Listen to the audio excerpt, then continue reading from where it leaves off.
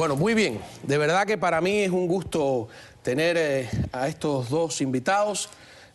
Voy a empezar con Ángel Pablo Polanco, que como les dije en la introducción es de verdad toda una leyenda. Cuando empezó el periodismo independiente en Cuba, él estuvo ahí en el primer frente de batalla. No me gusta usar esa metáfora tan gastada por el régimen, ¿no? Pero esto ha sido una batalla bastante larga y ahora es bueno, has como cambiado un poco el escenario, que es, has ido a la acción política directamente, me da la impresión, presidiendo el Comité Pro Cambio. Bienvenido al programa. Un placer para mí, Cabo. De verdad. Y además, compartir el programa con alguien que regresa de nuevo aquí a nuestra mesa es Leonardo Calvo, que vicecoordinador nacional del Comité Ciudadano por la Integración Racial en Cuba. Un placer estar de nuevo aquí con ustedes. Primero te tengo que felicitar. Vamos a tener dentro de un segundo las imágenes tuyas en la OEA, tus palabras enérgicas, emocionantes, directas, una denuncia inédita en ese terreno. Y segundo, eres el primer opositor cubano que está en esta mesa, regresa a Cuba y está de nuevo aquí. O sea que tienes que contarnos cómo fue ese regreso. Sé que me llamaste desde el aeropuerto donde estabas siendo acosado y ahí te pusiste duro y gracias a eso pudiste salvar las computadoras, etcétera, etcétera. Eso vamos a hablar en solo segundos. Pero yo quisiera empezar de verdad, Ángel, viendo este video de lo que ocurrió allí con Leonardo en la OEA, que digo, es un terreno difícil, convencer sobre todo de un tema como el racismo a estos funcionarios. Una denuncia hecha es más larga, yo escogí un pedazo, pero me parece, porque te tenemos aquí, puedes contarnos, bastante ilustrativo. Veamos.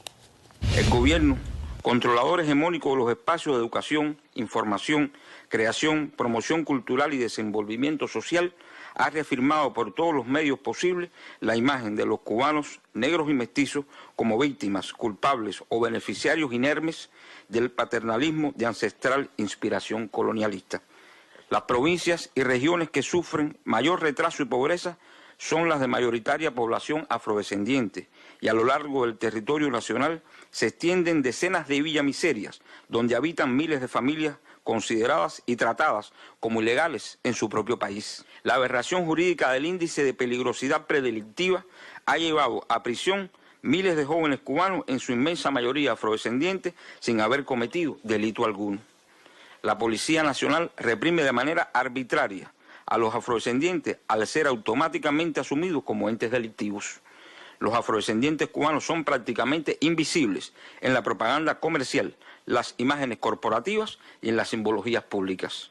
El gobierno cubano no permite que la problemática racial sea incluida en la agenda pública como un tema principal de debate transparente y desprejuiciado. La naturaleza supremacista y discriminatoria de las autoridades cubanas en ocasiones alcanza niveles de lacerante ensañamiento. Muy bien. Y en ese instante pones el ejemplo de los 3 jóvenes negros fusilados durante la Primavera Negra, además de una manera expedita, canallesca, de verdad. Te felicito por tus palabras, invito a quien pueda verlo en internet completo, que vale la pena, pero te quiero hacer una pregunta. ¿Tú comparas la situación de la población negra hoy en Cuba con la etapa colonial? ¿Te parece tanto? No, el problema, bueno, desde el punto de vista de convivencia, hay en la etapa colonial muchas veces los afrodescendientes, los negros, los africanos descendientes tenían más espacio, más derechos y más posibilidades que en Cuba. En el siglo XIX los esclavos y los libertos litigaban y demandaban en los tribunales españoles y a veces ganaban. Posibilidad que casi no tenemos nosotros ahora. Lo que yo me refiero es a la trascendencia mental. El racismo es supraideológico y supratemporal. Y esa subyacencia mental, cultural, está siendo y ha sido reafirmada durante estas décadas por el gobierno cubano. No ha habido un cambio. Muchas veces en la historia ha sucedido esto. No ha habido un cambio, ha habido una continuidad, más allá de los discursos. ¿Cómo? ¿Qué te parece la presentación en la OEA? Excelente. Y el tema ese es uno de los temas candentes dentro de la sociedad cubana, porque hay más que ejemplos de cómo en la práctica son discriminados los negros dentro de Cuba. Él puso el ejemplo del delito de peligrosidad, ¿no? Que no es un delito realmente, ¿no? Y que la mayoría de las personas que son castigadas con esa aberración jurídica, según tu declaración, son negros. La mayoría, la inmensa mayoría. Y jóvenes. Y jóvenes. Y jóvenes. También dijiste, calificaste que el régimen tiene una naturaleza supremacista. O sea, cuando uno piensa en supremacista, piensa en los racistas norteamericanos aquí que bueno, prácticamente han sido reducidos a la nada hoy por hoy, ¿no? Y en los nazis también, ¿por qué no? Está claro. Lo que pasa es que en Cuba esa mentalidad criolla que siempre, más allá de la ilusión de blanqueamiento y la ilusión de igualdad que muchas veces hemos vivido, ha arrinconado y ha menospreciado a esa parte importante de la sociedad y de la cultura cubana, se mantiene. E incluso cuando el gobierno habla de racismo, muestra esa naturaleza que disminuye y que menosprecia al otro. Es totalmente inconcebible que un censo oficial diga que 1 de cada 10 cubanos es negro. Este discurso, con tu experiencia como periodista independiente, tiene un peso tremendo, ¿no? A nivel internacional. Dentro de Cuba sucede igual, la gente está consciente, los blancos están conscientes de la naturaleza racista, no solo del gobierno, sino a veces de la propia sociedad. Sí, como periodista quiero decirte que a mí me impactó esa presentación que ha hecho él en Naciones Unidas. Y creo que dentro de Cuba incluso, como ya dije anteriormente, es un tema candente y que... Pero que sea un tema candente significa que se está consciente de él. Que se está consciente. Cuando tú oyes cubano que dice, no hay racismo, a los blancos, por supuesto, ¿no? Como que a veces no porque una cosa que él dice... Lo primero que es muy racista es que no se permita el debate. O sea, el régimen oficialmente ha decretado que no hay racismo y por lo tanto no permite el debate público. Cuando yo me refiero a candente, quiero decir que está en la población y que la población siente eso, que ve eso y que por tanto es uno de los puntos que exige al sistema que tiene que, en el sentido general de la palabra, ¿no?, que debe cambiar. Y la prueba está en que dentro de la oposición una cantidad de los líderes opositores, por decir algunos ejemplos, Ángel Moya Acosta, el doctor Oscar Elías Bisset, el propio Cuesta Morúa y otros más que ahora en estos momentos no recuerdo, pero son... Sí, hay más negros en la oposición que en el gobierno. Que en el buró político. Ampliamente. Era lo que te iba a decir, que hay más negros en los líderes opositores que lo que hay en el buró político, sin contar lo que también la desigualdad absoluta que existe en la administración del Estado. En el Estado en sus distintos niveles, incluyendo las grandes empresas. Hay otro tema que yo quiero, sin apartarnos de eso, y además quiero que cuentes un poco tu experiencia al regresar, que es todo esto que ha ocurrido ahora con la prohibición de que se venda ropa importada, generalmente ropa que algunos parece que van a comprar a Ecuador, etcétera, y otras que le mandan de aquí de Estados Unidos sus familiares, ¿no? Pero hace un tiempo atrás en Cienfuegos se produjo unos arrestos muy al estilo de otros años, donde incluso ponen a los acusados a autoinculparse de una manera fascistoide en la televisión, y quiero que compartamos un poco de estos videos para ver qué piensan ustedes de eso. Me encuentro bajo un proceso de investigación, ya que el pasado viernes 3 de mayo, sobre las 11:30 de la mañana, la gerente Ana Lidia Crespo llama a mi tienda dando la indicación de sacar 8 llantas que estaban sobrantes. Yo me dispuse a sacar 4 de las mismas por la puerta para afuera, interceptándome así uno de los auditores que estaba auditando la tienda de ferretería. Además, quiero decir que en estos 4 meses he hecho mermas, ya que en las mismas el administrador Alberto Cruz Collazo me ha indicado poner llantas que se encuentran en buen estado en la misma, como por ejemplo 8 llantas para la gerente Ana Lidia Crespo, 4 llantas para la comercial Jaime Buchillón, 4 llantas más para un amigo del mismo Alberto, el administrador. Yo las ponía en la misma a petición del administrador Alberto Cruz Collazo y que estas mismas se encontraban en buen estado. Este mismo procedimiento se empleó con 4 alfombras de auto, una para Alberto, otra para Odín y 2 para Jaime, la comercial. Bueno, aquí hay varias de estos casos. Lo que yo quiero poner sobre la mesa y preguntarle a ustedes es, eso se ha hecho tan común en Cuba que a lo mejor, creo yo, se ha perdido la perspectiva de que en un sistema verdaderamente democrático no se debe poner a nadie porque todo el mundo es inocente hasta que no se le pruebe en una verdadera democracia, hasta que no se vaya a un juicio y se dicte sentencia. En la televisión, a inculparse. Esa práctica hacía por lo menos algunos años que yo no la veía, o sí sigue siendo una práctica común en Cuba. En este momento es una práctica común. Y lo triste de esto es que son personas que están totalmente indefensas. A nosotros cuando decimos que en Cuba somos reprimidos, incluso no nos referimos a los opositores, que somos la punta de lanza, que son los que más se ve. Pero en realidad la población completa es reprimida. Y en estos casos, como bien explicaba ahí, hay injusticia. Y vamos a decir claramente, se piensa específicamente, se inculpa a las personas, no incluso por cometer un delito. En Cuba hay casos en que se considera, ya se presume que tú estás cometiendo un delito. Y te voy a poner un ejemplo claro. Cuando usted va a un supermercado, tiene que dejar previamente, si tiene una bolsa, una mujer que trae un bolso, tiene que dejarlo a la puerta.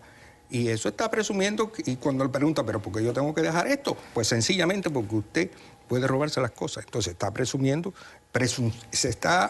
ya presumiblemente es un ladrón y se está acusando a esa persona. Para nosotros ese es un problema de derecho que tenemos que defender y que tenemos que cambiar en Cuba.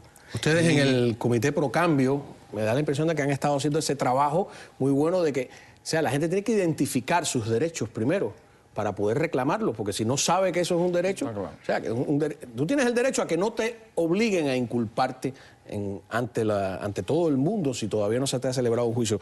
Mira esta otra autoconfesión que hay aquí. Llantas estaban sobrando debido a que esto fue unas llantas que se transfirieron para la tienda de la MEMA de Fontanal y eran unas llantas que estaban separadas para algunos trabajadores, incluyéndome yo. En nuestra unidad, los trabajadores tratábamos de mandar la mercancía para la MEMA que tuviéramos necesidad. Se hablaba conmigo, en este caso con el administrador del lugar, para poder comprarla en menor precio. Resaltando que esta mercancía que se incluía no estaba en mal estado, estaba en buen estado. Realmente no era tal merma. Yo considero que las causas y condiciones de este problema se genera que debido a que no existe una regularidad en recoger la merma semanalmente, que llegan a pasar meses generando gran volumen de merma, permitiendo con eso incluir merma que no es tal merma para el beneficio nuestro. Como no hay ese control, no hay esa merma que se revise, no hay esa merma que se recoja, no, todos firmamos sin revisar, todo esto trae consigo estos problemas. Qué horror, ¿no? Primero no se entiende bien todo lo que está diciendo, pero es una autoinculpación. A la luz de referencias normales, esto parece increíble. Esto parece increíble, pero eso es parte y una evidencia de la atrofia estructural, del desfase del gobierno cubano. El gobierno cubano lo mismo va a Ginebra a decir que la violencia doméstica es culpa del bloqueo norteamericano, que presenta, que descubre que es un sistema de inteligencia que descubre a sus agentes, o te pone esta cosa. En Cuba no hay garantías jurídicas, no hay garantías legales. Todo esto es normal y lo terrible no es que suceda, sino que lo asumimos como natural y que lo vemos como normal. Eso es realmente terrible. Una vez más, vemos a los mafiosos acusando a los ladronzuelos. Claro, eso es así. Ángel, ¿tú es la primera vez que sales? No, yo vine en el 2001 aquí hace 12 años. Pero digo, en esta nueva jugada, En ¿no? esta nueva, sí. Sí. En aquella ocasión me dejaron salir porque pensaban que yo me iba a quedar. Cuando traté de volver a salir en el 2005 me dijeron que no. Ajá. Me negó la seguridad del Estado la salida del país. Bueno, tú ya saliste, volviste a Cuba, tuviste ese incidente en el aeropuerto. Cuéntanos un poco, ¿se va a volver regular ya la entrada y salida de opositores? ¿Qué les espera? A Fariña le dieron 2 golpizas por lo menos. O sea, no es ninguna garantía el hecho de salir o entrar. El hecho represivo está vigente en Cuba. El gobierno cubano tiene demasiado poder, pero demasiado miedo también. Y eso es peligroso. ¿Tú crees que tienen miedo? Sí, sí, no se puede tener tanto poder y tanto miedo. El gobierno cubano sabe lo mal que están, sabe el nivel de inquietud de la población. El gobierno cubano, más allá del fraude de las votaciones esas que se hacen periódicamente, ellos saben cómo tienen que proyectar sus andamiajes de fraude, porque la gente está rechazando. La gente está inquieta, la gente está molesta y ellos lo que tratan con un diseño de terrorismo de Estado es que la gente no pase, el pueblo no pase de un estatus al otro y por eso hace tanto hincapié en la represión descarnada, pura y dura y en el ensañamiento represivo contra algunos opositores destacados. Hace poco tuvimos acceso a un informe de la seguridad del Estado cubana que parece que se filtró y que llegó a las autoridades de la contrainteligencia norteamericana, en el que parece que la propia seguridad cubana llega a la conclusión de que se encuentran en una etapa que ellos califican de preinsurreccional. Me llamó la atención ese término. ¿Te parece? Porque uno nunca sabe en este mundo del espionaje si ese es un informe falso, verdadero, si lo pasaron. ¿Se está en una etapa preinsurreccional en Cuba? No sé, puedo decir que sea que el gobierno haya llegado a esas conclusiones, no lo creo. Lo que sí puedo asegurar es que en estos momentos la población ha avanzado increíblemente a partir de la apertura que se ha logrado, no por el gobierno, sino porque se ha luchado intensamente en ello, con los nuevos medios de comunicación, por ejemplo, la entrada del celular, la entrada de las memorias flash y el robo que hace también a veces la población de las señales de televisión del exterior, pues ha hecho que abran los ojos, ¿no? Que abran los ojos la población, que haya comprendido y que lo decimos así con claridad. Ya no cree en el discurso del gobierno, la población ya no cree en el discurso del gobierno, la población está dispuesta a tratar de lograr lo que nosotros llamamos un cambio. O sea, nosotros creemos que hay que sustituir el sistema actual.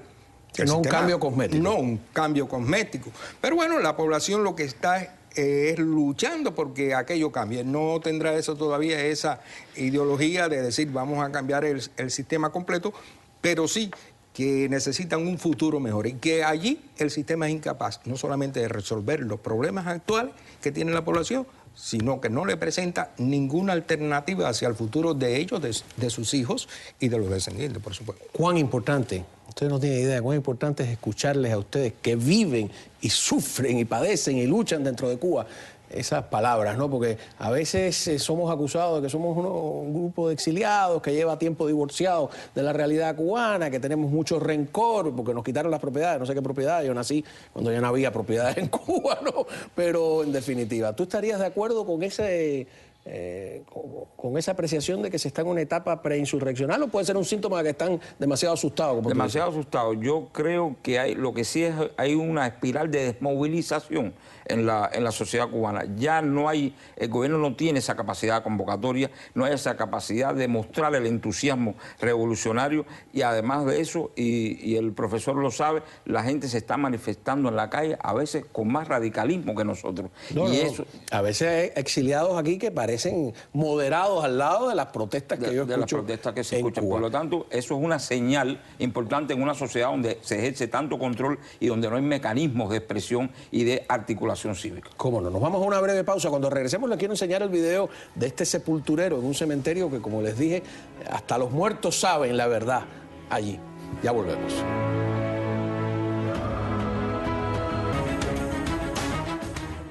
Bueno, vamos directamente a ver las imágenes de este sepulturero en un cementerio de Camagüey que se queja de las condiciones o de la falta de condiciones que tienen ellos para trabajar. Recordemos que en un tiempo un castigo que regalaba el régimen era, sobre todo a los expresos, enviarlos de sepultureros y también de cazadores de cocodrilo en la Ciénaga de Zapata. Pero bueno, hablamos de sepultureros hoy. Aquí, pésima, malísima. Aquí que no quieren dar guantes, nosotros tenemos que hacer los trabajos aquí a mano pelada. Aquí están insumando aquí, no quieren dar boda, no quieren dar nada. Aquí nos hemos plantado aquí para ver si nos pueden traer las capas porque ha estado lloviendo y nos han traído las capas al poco rato. Porque han visto que nosotros no hemos querido enterrar más. Eso es ya una huelga que hemos hecho afuera, ¿me entiendes? ¿Y qué pasa entonces? No la traen. Después aparece un carro, nos mandan un carro lleno de capas, con los guantes y las botas y todo. Entonces sí hay, entonces sí hay. Hay, no, el problema es que hay. Hay alguien que se... Hay, lo que se la están llevando, se lo están robando. Mira a qué niveles ha llegado el asunto. Incluso en el cementerio de La Habana, que es un patrimonio, el desastre ha sido consuetudinario. El robo, el desvío, la desidia administrativa ha sido consuetudinario y ha llevado aquello a un estado deplorable de conservación y casi insostenible. Eso es normal y natural a lo largo y ancho de toda la estructura gubernamental. Han perdido una oportunidad muy grande de ser coherente y consecuente. Y esto es un reflejo y es una expresión mínima de lo que se repite en todos los espacios de la sociedad cubana. Una pregunta personal. Ya tú estuviste aquí, regresaste, te han reprimido al regresar. ¿No tienes la tentación de quedarte? No. Para De nada. ninguna manera. Mira, es simple. Cuando yo empecé en esta lucha, mi hija estaba por nacer. Y ella, en algunas cosas que hacemos, es mi jefa. No tengo alternativa. ¿No tienes la tentación de quedarte? En absoluto. Nuestra posición es estar allí en la lucha diaria y hasta que no acabemos con el régimen no vamos a... Es decir, no vamos a abandonar nunca Cuba porque una vez derrocado el sistema nosotros tenemos mucho más trabajo por delante, que es reconstruir el país. ¿Cómo no? Y esto no son palabras, son hechos. Es una gran diferencia. Regresamos, volvemos enseguida para concluir, no nos abandone. Estamos en El Espejo y queremos llegar a una conclusión, así que quédese con nosotros.